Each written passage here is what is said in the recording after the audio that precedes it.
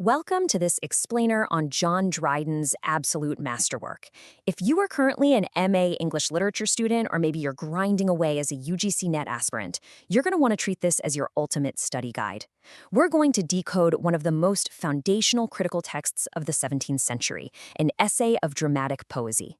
Together, we're going to break down Dryden's complex aesthetic philosophy, his specific views on drama, and exactly why this single text completely changed the landscape of English literary criticism forever.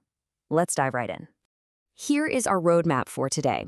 We're going to systematically break down the text using a sort of Socratic synthesis approach.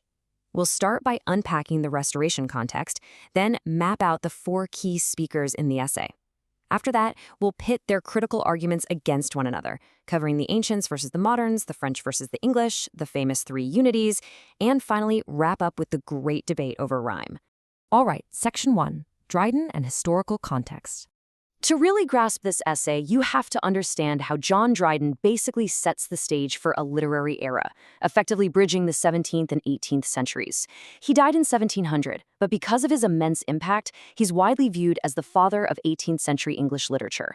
I mean, the man did it all. He was a poet, a dramatist, a translator, and arguably the first great English literary critic.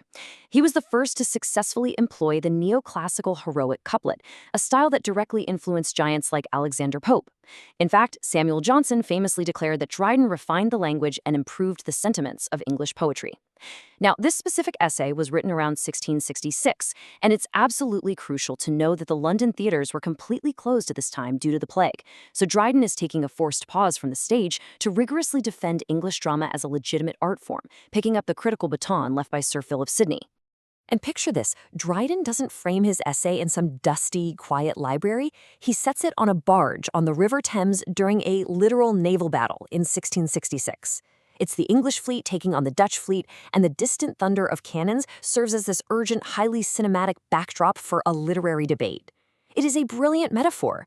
As the nations battle for supremacy out on the water, our four critics are battling for aesthetic and literary supremacy right there on the boat. Moving right along to Section 2, the essay's four speeches. This whole text is structured as a Platonic dialogue among four friends taking refuge on that barge. Now, listen closely because this is absolutely vital for your exam prep. You have got to memorize this alignment of characters. Dryden uses four characters who are actually all aliases for real Restoration figures to represent entirely different schools of thought. First up is Critic, our traditionalist who defends the ancients. Then we have Eugenius, who steps up for the modern writers. Third is Lisideius, the Francophile arguing for the strict rules of French drama. And finally, Neander, a name which literally translates to new man. Neander acts as the voice for John Dryden himself, fiercely defending English drama.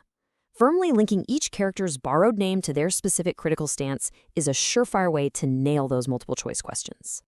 But wait, before they can even clash over who writes the best plays, Lisideius points out a major logical flaw in their conversation. They realize they need a baseline measurement. After all, how can you argue about the best drama if you haven't actually agreed on what a drama is supposed to do? This leads us to a highly examinable definition. Grab your pens because you need to write this down.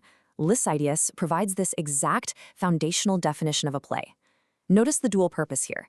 He says it must be a just and lively image of human nature, meaning it needs verisimilitude or a sense of realism to truly capture our passions and humors.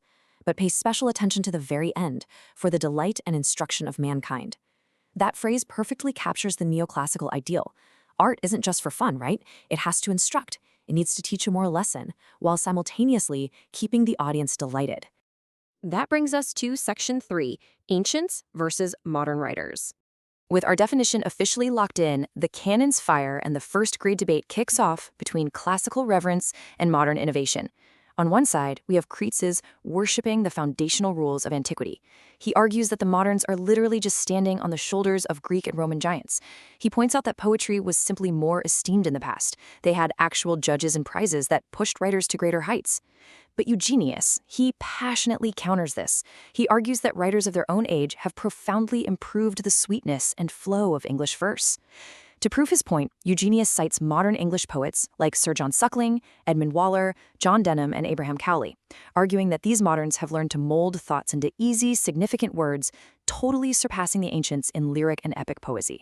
Critic actually maps out a historical timeline to defend his point, tracing drama from Thespis, who first invented dramatic poesy, through its flourishing under Aristophanes, right up to the foundational rules laid out by Aristotle. For Critic, drama already reached its absolute mature perfection in antiquity. To him, the rules of drama were discovered by the ancients, much like scientists discover laws of physics, leaving the moderns nothing to do but simply imitate past greatness. Let's dive into Section 4, French versus English drama. After Eugenius defends the moderns, Lisideius shifts the focus to a much more contemporary rivalry, the strict, rigid structure of French theater versus the seemingly chaotic brilliance of the English stage. Lisideius has huge praise for the French because they are strict rule followers, they do not mix tones, and they stick to singular, hyper-focused plots. But here comes Neander, acting as Dryden's own voice, brilliantly defending the English tradition. Neander argues that what the French see as messy, things like our vibrant subplots and the uniquely English invention of tragic comedy, which mixes mirth and tragedy, actually creates a much richer, more lively image of human nature. The French stage, Neander argues, might be just or accurate, but it is totally lifeless compared to the spirited, complex characters of English drama.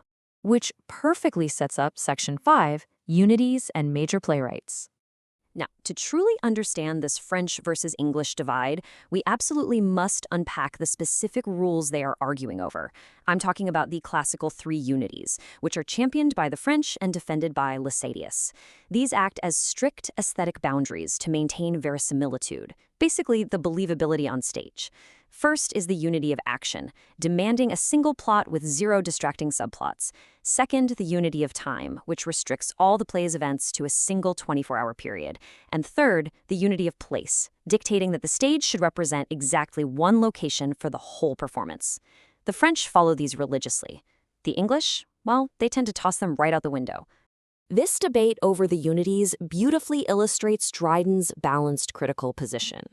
The group starts discussing giants of the stage like Ben Jonson, the French playwright Molière, and of course, William Shakespeare.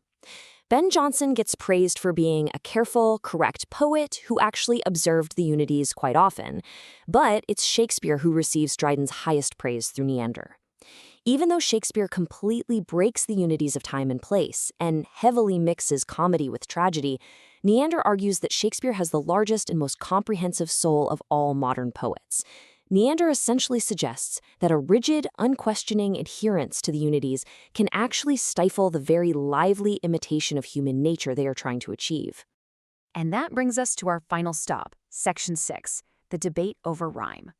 As the barge finally approaches Somerset Stairs and the evening starts drawing to a close, the debate turns to the actual mechanics of dramatic language. Should we use rhyme in plays? Critic steps up again, fiercely arguing against rhyme in serious drama. Relying on Aristotle, Critic feels that rhyme completely destroys the illusion of reality. After all, real people don't speak in perfectly rhyming couplets when they're in the middle of a crisis, right?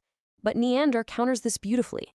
He argues that when rhyme is natural, meaning it is led and governed by the sense of the words rather than just forcing the meaning for the sake of a sound, it elevates the drama into high art. Because a play is a representation of nature in miniature, this elevated language actually helps achieve that crucial instruction and delight they defined at the very beginning. Okay, let's lock all of this in with a quick revision. For your university exams and the UGC net, remember this. The essay is fundamentally a defense of English drama. It is a Platonic dialogue set on a Thames barge during a 1666 naval battle. You absolutely must know Lisideius' definition of a play as a just and lively image of human nature. Remember the matchups.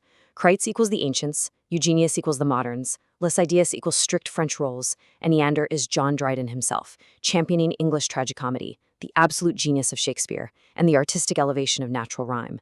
This synthesized, brilliant view is exactly what cements Dryden as the father of English criticism. So, what does this all mean for us today? It leaves us with a pretty fascinating final thought to ponder as you continue your studies. If Neander, if John Dryden himself, were sitting in a theater right now watching a massive, sprawling, multi-location, genre-bending modern blockbuster film, would he see it as the ultimate glorious expression of English dramatic freedom? Or would he look at it and think, we've finally gone too far into chaos? How much structure does art really need to be considered a true, lively image of human nature? Think about that as you review your notes. Thank you so much for joining this explainer, and keep that intellectual curiosity alive.